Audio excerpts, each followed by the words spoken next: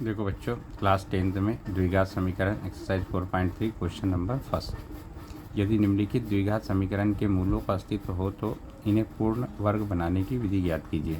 अब द्विघात समीकरण क्या होता है, तो सबसे पहले हमको द्विघात समीकरण मालूम होना चाहिए जिसकी पावर 2 होती है। ये x² plus bx plus c equal to 0, ये द्विघात समीकरण होता है। अब हम क्या करते हैं, ये जो हमको इक्वेशन दिया है इससे ये जो समीकरण से इसकी कंपेयरिंग करते हैं और इसकी वैल्यू निकालते हैं। कंपेयरिंग का मतलब है x² से x² कट गया तो a का मान कितना आ गया 2, तो हमने a की वैल्यू 2 लिख दी।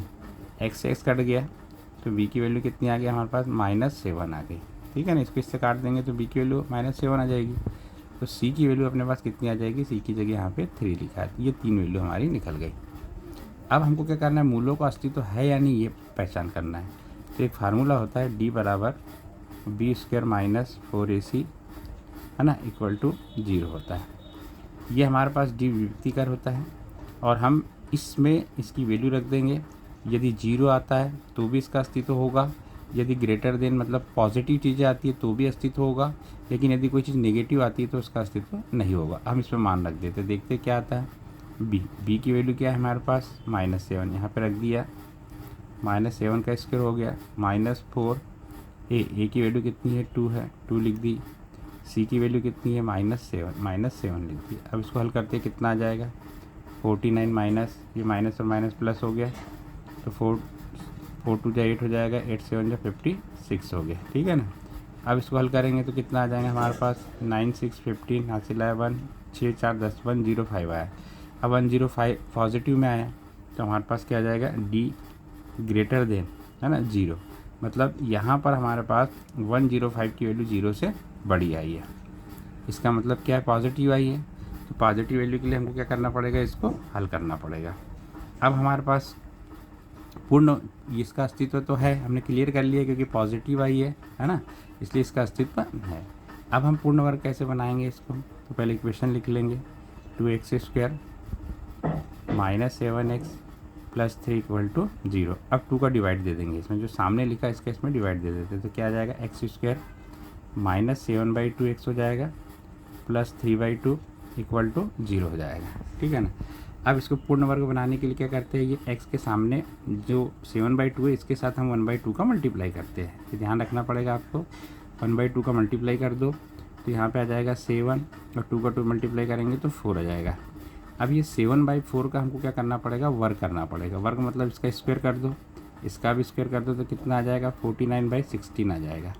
अब ये 49/60 को हम इसके साथ प्लस करेंगे और इसी के साथ क्या करेंगे माइनस करेंगे। तो अब हम क्या करते हैं, इसको इसके साथ लिखते हैं। देखो x² -7x/2 प्लस 49/16 हमने इसके साथ जोड़ दिए हैं, प्लस 3/2 लिखा है यहाँ पे, इसके साथ माइनस हमने 49/60 इक्वल टू 0 लिख दिया। ठीक है ना। एक बार पॉजिटिव को जोड़ दिया और एक बार घटा दिया, कटेगा तो वही आएगा। अब यहाँ पे ध्यान से देखेंगे पहले नंबर वाली चीज़ और तीसरे नंबर वाली चीज़ को, तो इसका क्या अर्थ निकलता है, x² -7/2 इसको हम लिख सकते हैं 7/4 का होल स्क्वायर, प्लस इसका एलसीएम लेंगे तो 16 आएगा।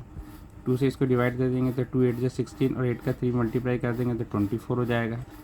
16 से 16 कट जाएगा तो 1 आएगा, 1 का इसमें मल्टीप्लाई करेंगे तो 49 ही आएगा इक्वल टू 0 हो गया। अब इसको और इसको देख लो, और अगर यहाँ मान लो माइनस का चिन्ह आता है तो ये a माइनस बी का होल स्क्वायर का फार्मूला होता है, यहाँ से लेके यहाँ तक। तो a मतलब अपने पास क्या है, x माइनस लगाएंगे क्योंकि यहाँ माइनस है, और यहाँ पे हम लिख देंगे 7/4 का होल स्क्वायर। अब इसको होल स्क्वायर अगर खोलते हैं तो पूरी यही चीज़ आपके पास वापस आ जाएंगे जब हम हल करेंगे। तो अब यहाँ पे हमारे पास क्या बचा, ये 24 में से हम 49 को माइनस कर देंगे तो यहाँ माइनस का चिन्ह आएगा, यहाँ पे बचेगा 5 और यहाँ बचेगा 2, तो 25/16 आ गया हमारे पास इक्वल टू 0, माइनस में हटा दें। अब ये तो हो गया हमारा कौन सा फार्मूला, ध्यान से देखेंगे, x -7/4 का होल स्क्वायर -5/4 का होल स्क्वायर लिख सकते हैं, इसको इक्वल टू 0 हो जाएगा। अब यहाँ पे a² ये पूरा a है, ये -b, तो a² - b² का सूत्र होता है a - b a + b। तो हम लिखेंगे x -7/4 प्लस 5/4, ये a + b हो गया। ऐसे ही a - b लिखेंगे तो यहाँ -5/4 हो जाएगा इक्वल टू हम 0 लिख देंगे। फिर आगे बढ़ेंगे तो ये कितना आ जाएगा x माइनस, अब इसका एलसीएम लेंगे तो 4 ही आएगा यहाँ पे, दिख रहा है। अब -7 + 5 तो क्या जाएगा हमारे पास -2, तो -2/4 हो गया ये। यहाँ क्या बचेगा अपने पास x माइनस ये हो गया अपने पास यहाँ पे 4, माइनस कॉमन लेंगे तो अंदर मल्टीप्लाई करेंगे तो यहाँ पे 12 आ जाएगा =0। इसको काट देंगे तो हो जाएगा x - 1/2, फिर हो जाएगा x, इसको इससे डिवाइड कर देंगे 3 बार चला जाएगा तो x - 3 = 0। तो इसकी वैल्यू आ गई एक बार x - 1/2 = 0 मतलब x = 1/2, और एक बार x - 3 = 0 मतलब x = 3। तो ये इसका आंसर होगा। यदि आपको ये वीडियो पसंद आया हो तो इसको लाइक करें और चैनल को सब्सक्राइब